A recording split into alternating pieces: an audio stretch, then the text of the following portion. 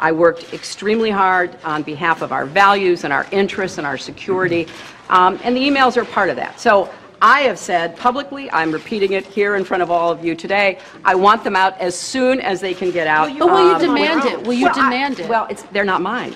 They belong to the State Department. So the State Department has to go through its process, but as much as they can expedite that process, that's what I'm asking them to do. Please move as quickly as they possibly can to get them out. Oh my goodness. Jonathan Allen, Chief Political Correspondent for Vox.com, former Bureau Chief at Politico.com, and author of HRC, State Secrets and the Rebirth of Hillary Clinton, joins us. Jonathan, thank you for being here.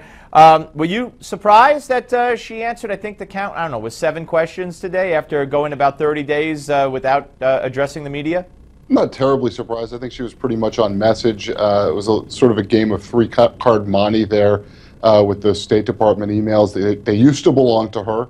They didn't used to belong to the government, and now that it's better for her to not have them released. They belong to the government and, of course, don't belong to her. Sort of a shell game going on.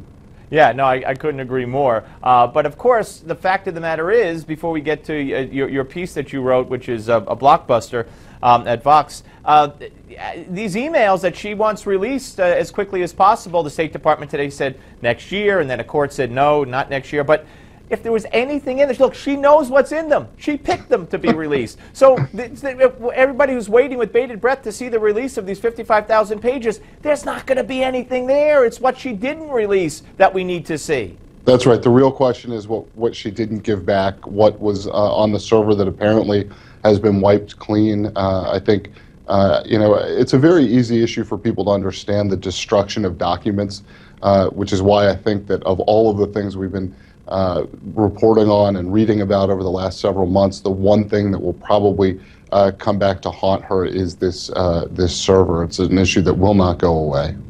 Yeah, all right. Well, let's move on to other issues here. You know, she was asked, by the way, about Sidney Blumenthal in a very silly way. Otherwise, a specific question might have forced her, or at least compelled her to give some kind of answer, but she just said, she laughed and said, oh, I have a lot of old friends. And it was a silly way to ask that question when we now find out that Blumenthal played a role in advising her in Benghazi. But nonetheless, let's move on. Your piece that Hillary Clinton personally took money from companies that sought to influence her. Talk about that. So on Friday, she released a personal financial disclosure, which is required of all the candidates.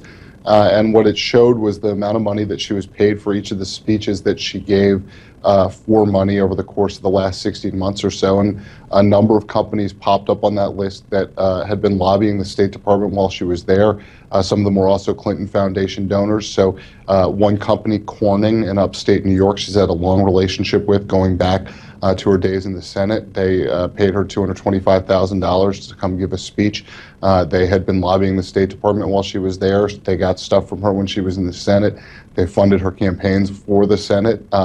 And so what you see for the first time really is one of these situations where people with business before the government aren't just giving money to the Clinton Foundation or to a Hillary Clinton campaign, but are actually making Hillary Clinton personally wealthy. And isn't this, I mean, isn't this the kind of stuff that Senator Menendez got indicted for?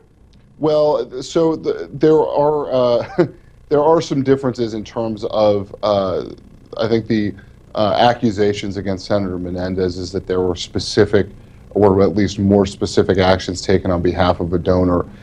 You know, remember during these speeches, or when she's giving these speeches, the payment that she's receiving is for a service, for the speech, so it's not for something else. I mean, there is an explicit purpose for the payment. Right. It also is happening at a time when she is out of office. So while a high-ranking federal official, a political appointee, can't go out and give speeches to companies for money, somebody like Hillary Clinton, who is sort of between gigs, certainly can do that legally. I think the question is really one of judgment, not of the law. Right, but as with judgment and the law, you mentioned she did stuff for them when she was senator. I'm not sure what that was, but also, you know, these contributions to the Clinton Foundation. You know, it was some of them described in Peter Schweitzer's book, others that we know about as well. I don't know if any of them, you know, rise to a direct violation. We're never going to see a direct quid pro quo. Otherwise, you know, they would have leaked that already and tried to put it behind her. But it's just all about judgment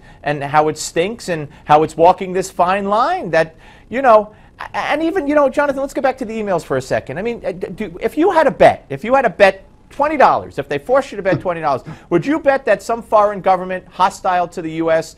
That's capable of blackmailing Hillary, or at least the threat of blackmail, has some of those emails that were on that server that she claims she wiped clean, or that they're just that no foreign government, no hostile entity has access to any of those emails? I couldn't say. I mean, is a server vulnerable to attack? Sure. It could be. It doesn't matter whether it's in our house or in the Defense Department or at the White House. I mean, what we've seen over the years is that hackers are getting increasingly effective, and anything that you do that creates greater vulnerability or the potential for greater vulnerability is a problem. I think, you know, there's more of an issue here of that is an issue, but there's another issue too, which is that the government emails, the State Department emails, belong to the American public. And what she did is basically say, this doesn't belong to the American public. This belongs to me. It's going to be housed at my home. I'm going to decide who sees it and who doesn't. And it's a case, again, where you see one set of rules for the Clintons and another for everybody else. And I think that that is something that is troubling to a lot of Americans. It doesn't mean necessarily that that'll be the decisive thing in an election, but right. I do think it's something that people will gauge as they assess her candidacy and whether they want to give her the power of the presidency. And Jonathan, we didn't even have time to discuss her second email account, which she used, when she originally claimed she only used one. Thank you. We'll speak to you soon, sir. Thank you very much. Take care. Always good to talk to you. Thank you. All right, up next, the Malzberg political panel. Don't go away.